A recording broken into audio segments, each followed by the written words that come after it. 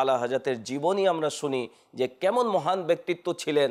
আলা হযরতকে আল্লাহ তাবারক ওয়া তাআলা কেমন কেমন গুণে গুণান্বিত করেছেন। আলা হযরত রহমতুল্লাহ তাআলা এর জীবনী সম্পর্কে আমির আহলে সুন্নাত দামাত বরকাতুহুল আলিয়া সংক্ষিপ্ত একটি পুস্তিকা রিসালা লিখেছেন।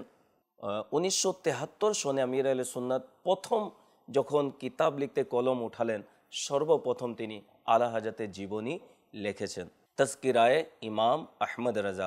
আলা হযরত রহমতুল্লাহ তাআলা তিনি 10ই শাওয়ালুল মুকাররম 1272 হিজরি 14 জুন 1856 ইংরেজিতে রোজ শনিবার জোহরের সময় বেরেলি শহরের জাসুলি গ্রামে জন্মগ্রহণ করেন। জন্ম বৎসরের হিসাবে তার ঐতিহাসিক নাম আল মুখতার, অর্থাৎ আল মুখতারকে যদি আবজাদে একত্রিত করা হয় তাহলে 1272 বের হয়ে যায়।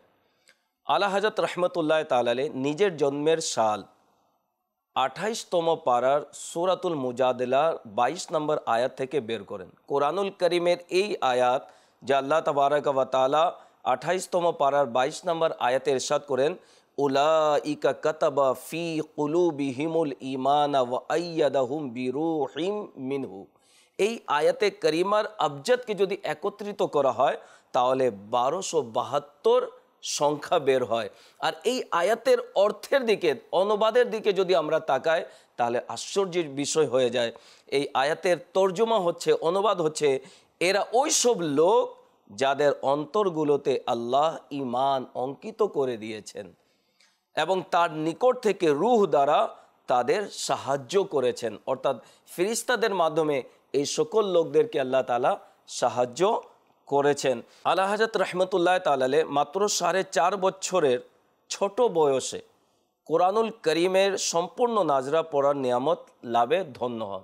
4.5 বছর বয়সে গোটা 30 পারা তিনি নাজরা খতম করলেন। 6 বছর বয়সে পবিত্র রবিউল আউয়াল মাসে মিম্বরে দাঁড়িয়ে ঈদে মিলাদুন নবী বিষয়বস্তুর উপর এক বড় ইজতিমাতে চমৎকার বয়ান করে উলমা ইকরাম এবং মাশায়েখে ইজামদের প্রশংসা এবং বাবা অর্জন করেন। আলা হযরত রহমতুল্লাহ তাআলা ছোটোবেলা থেকে তিনি তাকওয়াবান ছিলেন, মুত্তাকি ছিলেন, পরহেজগার ছিলেন।